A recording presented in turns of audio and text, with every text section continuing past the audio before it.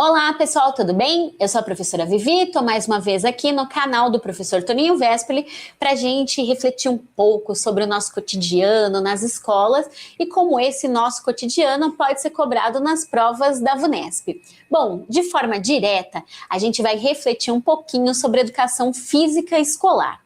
Para e pensa um pouquinho, como é que era a sua aula de educação física quando você estudava no ensino fundamental? Deixa eu adivinhar. Eu imagino que se você for mulher, normalmente você ficava ou sentada ou com as suas amigas na lateral da quadra jogando vôlei, enquanto os meninos jogavam futebol do lado de dentro da quadra. Ou que os seus professores, muito dedicados, ofereciam aquele quarteto fantástico, que são vôlei, futebol, handebol e basquetebol. Então, a educação física escolar que nos moldou enquanto estudantes e como a gente percebe em muitos locais ainda hoje, era uma educação física voltada para os meninos desfrutarem de gastar das suas energias e das meninas poderem contemplá-los, que pudessem conversar com as amigas ali ao lado ou jogassem vôlei, porque elas não precisariam mostrar de repente alguma fragilidade, eu não consigo fazer, eu tenho vergonha, e de propósito muitas indo de repente de sandália ou com um calçado inadequado ou com uma calça inadequada para a prática esportiva. Tô errada? Quando a gente discute aqui o Neira, ele é um autor que ele tem um olhar para a educação física discutindo algumas questões na sua pesquisa. É uma educação física crítica. Ele discute a questão cultural da educação física. Por que é que culturalmente parece que o esporte é uma coisa de homem? Por que são os homens que praticam, gostam e acompanham determinados esportes? Por que a luta? Por que o futebol? Por que é que alguma coisa voltada ao atletismo, são mais valorizadas e estimuladas nos meninos? Onde é que a questão do preconceito de gênero, onde é que coloca a mulher em segundo plano dentro da prática esportiva, tem a ver com uma visão de sociedade machista, patriarcal e excludente? Então é muito importante que a gente consiga refletir sobre isso. Existe esporte de menina e esporte de menino? Se um menino joga vôlei, é um problema? Se uma menina joga handball, é um problema? Do que é rotulada uma menina que gosta de jogar futebol, mesmo tendo a seleção brasileira como uma das maiores do mundo na modalidade? Por que em determinados países é um esporte de menina? Como é que a cultura interfere na sua prática esportiva e como é isso trabalhado dentro das escolas? Para além disso, quando você discute a questão da diversidade, quando você discute a questão de gênero dentro do esporte, você precisa pensar no esporte enquanto uma prática corporal. E se eu tô com uma prática corporal baseada em estereótipos, eu excluo, eu faço um tipo de esporte escolar que deveria ser para socialização, para cultura corporal voltada para a saúde, para habilidades que vão me ajudar na coordenação motora, por exemplo, o engatinhar de um bebê do SEI, vai ajudá-lo no processo de escrita lá na fase de alfabetização, porque eu preciso consolidar a força em determinadas partes do meu corpo. Se eu vou fazer um outro tipo de jogo, uma atividade que exige que eu pegue pregadores de roupa e que depois vai me ajudar na pinça para eu segurar no meu lápis, para eu ler e escrever.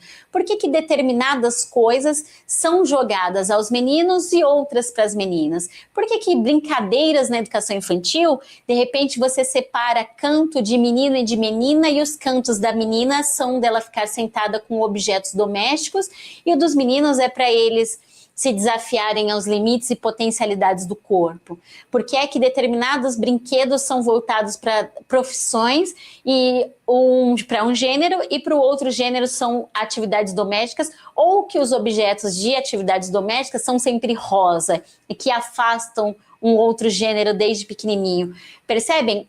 A educação física crítica, ela traz uma série de possibilidades de reflexão sobre a sua prática docente, se você não está, a partir do que viveu, também reproduzindo um tipo de sociedade que não é o que a gente espera para ninguém.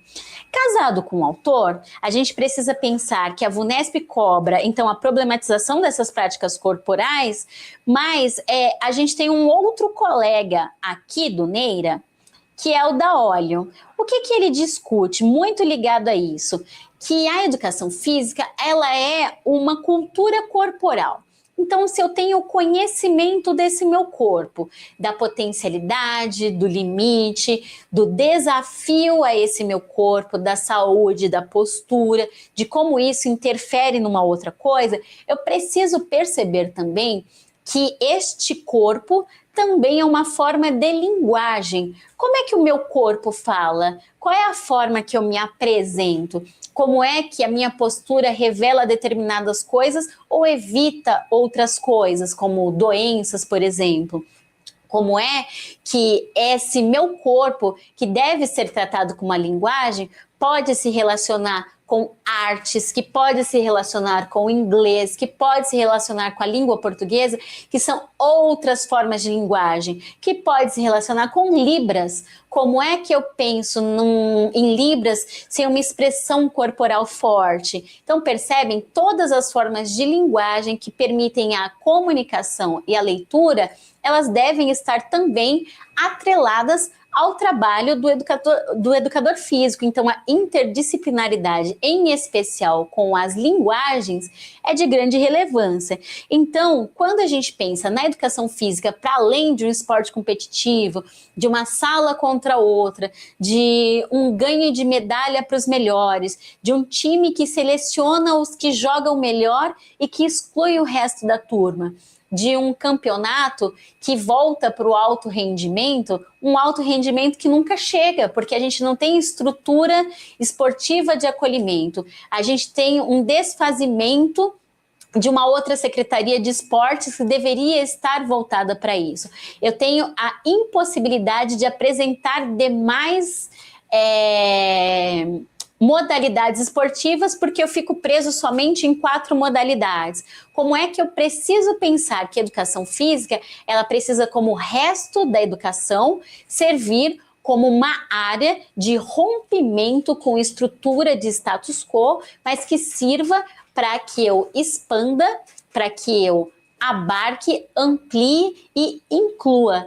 A educação física não pode ser uma prática excludente, ela deve ser uma prática, uma necessidade e um exercício de vida para todos. Então é importante que a educação física ela não é menor que as outras disciplinas, não é aquela disciplina não reprova, não é aquela disciplina que fala assim, não vale nada, então não preciso fazer. Não, precisa ser valorizada, precisa ser acompanhada de teoria, precisa ter o conhecimento, porque se eu reflito sobre a minha prática, eu sei o como, o porquê, o que eu estou fazendo, onde eu quero chegar, e precisa ser valorizada como uma cultura mais ampla do que simplesmente soltar uma bola para que os meninos corram e as meninas observem, tá bom?